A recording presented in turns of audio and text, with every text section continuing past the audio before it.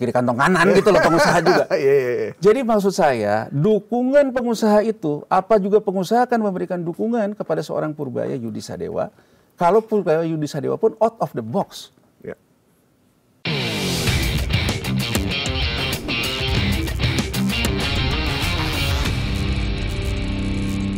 Pak Purbaya sering dibilang cowboy, dia jadi jenggo gitu. Kayak Ahok gitu. Tapi menurut saya, antara Ahok dengan Purbaya agak beda loh Mas. Kalau ya kan kalau Ahok kan memang tipikal orang yang ya gitu ya. Kalau ya mohon maaf kata lah gitu. Beliau kan selalu mengatakan, oh saya ini orang jagoan, orang segini gitu. Ya menurut saya tapi kan di area analisis terus Mas. Bukan di arena eksekusi ya. Berarti pembuktian dari Pak Purbaya adalah dengan hasil yang akan dia lakukan nanti ya? Iya, jadi saya setuju aja Mas. Misalnya Pak Prabowo ingin mengatakan, oke saya ingin game changer betul. Saya ingin Menteri Keuangan yang bisa menggali potensi, nggak gini-gini terus deh. Ya saya bisa saja mengatakan gini, oke Pak Purbaya misalnya ngomong deh sama Danantara. Danantara, ini kita ngeluarin Patriot Bond deh, tapi Patriot Bond-nya untuk menggerakkan sektor UKM kita, sektor informal kita. Ya kan? Transformasi pertanian ke sektor jasa pertanian. Uangnya dari mana? Dari pengusaha. Nanti saya kasih insentif pajak ke pengusaha. Tapi pengusaha dapat insentif pajak dengan memasukkan uang ke Patriot Bond. Patriot Bond-nya dipakai untuk pembiayaan pembangunan. Oh, cakep tuh. Kalau itu yang akan dilakukan, saya percaya game changer. Kalau berani? Kalau berani. Tapi kalau misalnya beliau juga mengatakan ke Danantara gini, oh nggak bisa bos, ini soalnya mau dipakai untuk ini, ya kantong kiri kantong kanan gitu loh pengusaha juga. Jadi maksud saya, dukungan pengusaha itu, apa juga pengusaha akan memberikan dukungan kepada seorang Purbaya Yudi Sadewa, kalau Purbaya Yudi Sadewa pun out of the box. Ya, benar. Jadi saya ingin mengatakan, apakah Pak Prabowo memang memilih leader sekuat ini? Leader yang bisa memastikan bahwa pengusaha ikut saya. Leader yang bisa memastikan Danantara ikut saya. Leader yang bisa memastikan Gubernur BI percaya dengan saya. Leader yang bisa memastikan lembaga multilateral, percaya kepada saya. Tapi kemudian saya lakukan itu untuk rakyat. Merinding saya jadinya. Saya rasa kalau memang itu assessment Pak Prabowo, saya ikut mendoakan. Tapi menurut saya, hidup ini kan nggak hanya omon-omon kata Presiden. Iya dong. Mas, saya punya ide kayak gini. Saya disuruh gitu. Saya juga paham Mas. Saya ngomong sama konglomerat mungkin juga lebih sulit. Dia nganggap siapa lu anak kemarin sore. Hah? Iya nggak? Ngomong sama ini, siapa lu? Kan kita tuh harus juga bisa mengukur baju kita bukan oleh baju orang lain. Ya kan? Oke. Tapi Mas gini, waktu Bu Sri Mulyani diganti sebagai Menq di era Pak SBY kalau nggak salah ya, kan penggantinya Khatib Basri. Agus Marto dulu. Agus Marto. Terus Khatib Basri. Itu nggak jadi gejolak tuh? Maksudnya ketika Bu Sri Mulyani begitu diganti, ternyata negara biasa-biasa aja, keuangan stabil segala macam. Nah gini Mas, ya. Saya ingin menyoroti ya soal pas era Khatib Basri ya. Pada waktu itu Mas, 2011 itu ada tapering off quantitative easing the Fed. Itu yang saya bilang tadi. Ya. Ekses likuiditasnya itu di stop oleh the Fed. Itu gejolak. Itulah kenapa rupiah kita sampai hari ini nggak terkendali terus. Ya. Dimulai di 2011. 2012 bahkan kemudian the Fed mengatakan normalisasi. Kalau normalisasi neraca berarti semua yang ada di negara berkembang ini akan ditarik semua. 2013. Pada waktu itu di G20, Menteri Keuangannya pada waktu Khatib Basri, dia bilang sebaiknya negara maju ini tidak egois. Karena dampak dari ini akan mengakibatkan negara-negara berkembang punya masalah jangka pendek. Februari 2014, Janet Yellen, Gubernur The Fed pada waktu itu, memberikan testimoni di Kongres dan Senat. Dia mengatakan bahwa kita harus melakukan jeda terhadap kebijakan normalisasi dan tapering off. Karena mengakibatkan masalah di 4 fragile countries, dia bilang. Turki, Brazil, Afrika Selatan, dan Indonesia. Tapering off itu, jeda itu dilakukan. Dan pada waktu sebelum jeda itu Februari, di Januari, Menteri Keuangan pada waktu Hatib Basri melakukan yang namanya front loading. Hutang dengan samurai bond, dengan Jepang. Jadi boleh dibilang Jepang yang nolong kita pada waktu itu. Gitu loh, dengan samurai bond dengan Jepang, front loading. Kemudian juga menimbulkan obligasi falas dan sebagainya. Sehingga pada saat itu stabilisasi bisa dilakukan. Saya ingin mengatakan, orang yang semazhab dengan Bu Sri Mulyani, orang yang juga punya area yang hampir sama dengan dia, sebetulnya ada juniornya. Yang bisa berkomunikasi dengan lembaga-lembaga donor itu. Donor juniornya, Hatib Basri. Kan gitu ya. Kan pertanyaan saya, kadang-kadang saya juga bertanya ya, kenapa Bu Sri Mulyani ini nggak mikul dur mendem jero gitu. Ya kan? Saya lebih baik udahlah daripada saya kena posisi menurun ini, saya keluar, tapi saya kayak juga Mahathir memberikan ketun lah. Kenapa sih dia nggak mengendorse kadernya? Ya, saya nggak tahu ya, itu mah ya disilahkan ditanyakan aja sekali. Ya kan? Tapi saya melihat bahwa sebetulnya kita pernah punya satu episode, punya resiko yang besar di market, tapi kita melaluinya dengan baik-baik saja. Dan menurut saya, makanya nggak aneh Mas Galip, sekarang tuh muncul tuh statement Purbaya, statementnya Hatib Basri menanggapi tentang tuntutan 17+8 kan? Hatib bilang bahwa kita harus melihat ini. Purbaya ngomongnya, wah itu hanya sebagian rakyat kecil. Dibandingkan kan? Itu aja udah beban sendiri loh buat Purbaya loh. Jadi maksud saya, Purbaya ini menurut saya tantangannya dua. Dia berhadapan dengan legasi yang segitu besarnya dari seorang Sri Mulyani Indrawati. Dia juga berhadapan dengan orang yang pernah mengatasi masa transisi, namanya Hatib Basri. Artinya, dia harus better dari itu. Dan harus melampaui dari itu.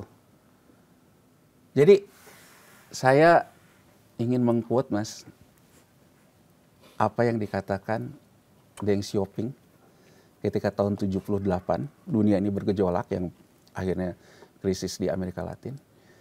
Xiaoping tuh bilang, kita harus reform. Bahkan pada waktu itu kan ada the big four, 4 yang berkuasa di Partai Komunis Cina, salah satunya istri Mao Zedong yang dihukum mati oleh dia. Dan Xiaoping melakukan reformasi itu dengan kata gini, tak peduli kucing putih, kucing hitam, yang penting bisa nangkap tikus. Itulah kemudian Cina bermain dengan kapitalisme, tangannya kapitalisme, tapi hatinya sosialis. Ya kan Mas?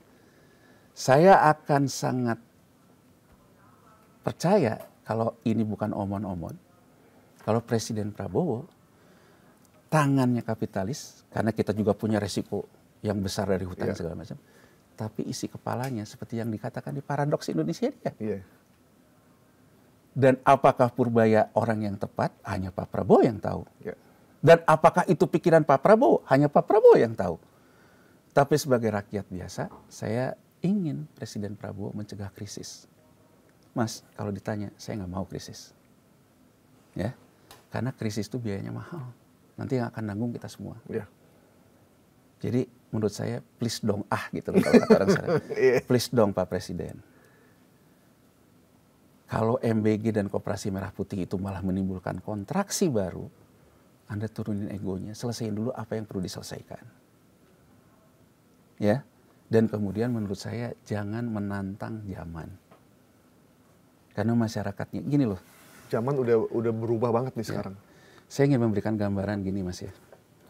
Dunia itu setelah Perang Dunia Kedua berubah.